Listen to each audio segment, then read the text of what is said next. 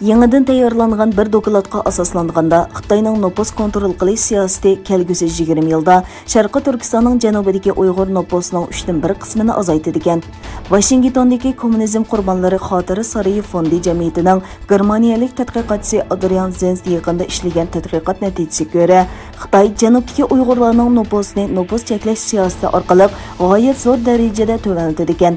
Bu tadqiqotga asoslanganda Xitoy Uyg'ur nopusini 2.600.000dan 4.500.000gacha azaytirgan. 2040 yilga borganda janubdagi Uyg'urlarning nopusi taxminan 8.600.000dan 10.500.000gacha bo'lib, bu Xitoy hukumati faraz qilgan 13.010.000 atrofidagi nopusdan oz.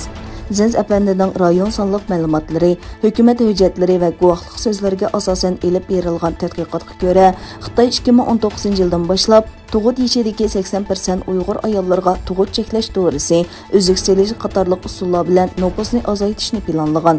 Xitoyning o'zining sonliq ma'lumotlariga asoslanganda 2017-yildan 2019-yilgacha Uyg'ur va boshqa etnik millatlarning nopusi 48.7% to'vanlagan. Adrian Zensning tadqiqotiga ko'ra 2040 yilgacha doiralar janubda Xitoy nopusini burunqi 8.4%dan 25%ga chiqaradi ekan. Zens apandi Reuters agentligiga mundaq degan: bu tadqiqot va tahlil Xitoy hukumatining Uyg'ur uchun uzun muddatli planining muddaosini haqiqiy ko'rsatib beradi.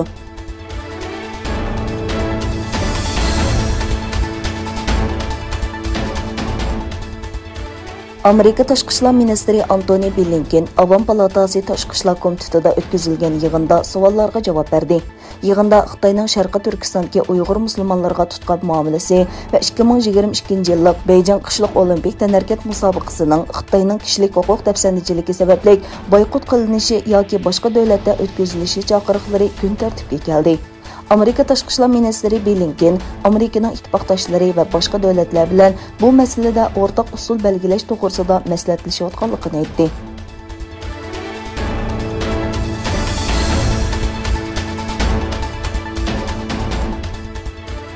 2019-yili Xitoyning bir belbaq bir yo'l turiga qatnashgan tunji G7 davlati bo'lgan Italiya bu turdan chekinishni qaror qildi.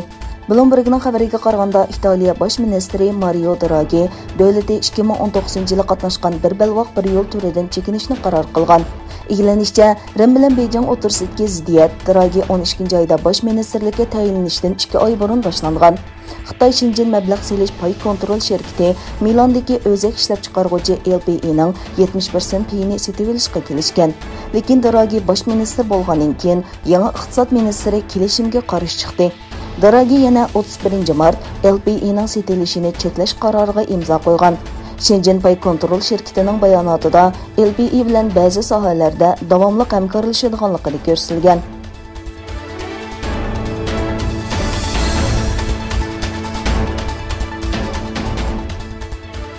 Paytaxt Budapestda minglagan kishi qatnashgan namoyishdan keyin Vengriya hukumati Xitoyning Yavropa İttipaقı zamonida qurmoqchi bo'lgan tunji universitet plani haqidagi pozitsiyasini yumshatdi. Xitoyning Vengriyada universitet ichishga qarshi turg'uvchilar bosh ministr Viktor Orbanning 2 milliard dollarlik sho'ba maktab planining oliy ma'rifning sifatini tuvaltadiganligini va Beyjingning Vengriya va Yavropa İttipaqiga ta'sir ko'rsatishiga yo'l ochadiganligini o'tirib qo'ydi. Hukumatning qaroriga qarata Budapest shahar boshlig'i bu shaharda qurilmoqchi bo'lgan Xitoy Fudan universitetining maktab rayonidagi bir ko'chaga Uyg'ur shiitlari ko'chasi deb ism qo'yishni qaror qildi. Vengriya bosh ministrining bosh maslahatchisi bu vaqtda hukumatni qo'llaydigan xabar tor bekitiga bergan bayonotida bu qurilish turining moddallari oshkorlanganda Budapest xalqining Fudan universitetini xohlaydigan, xohlamaydiganligini qaror qilish uchun umumiy xalq orasida ovozga qo'yishni qo'llaydiganligini aytdi.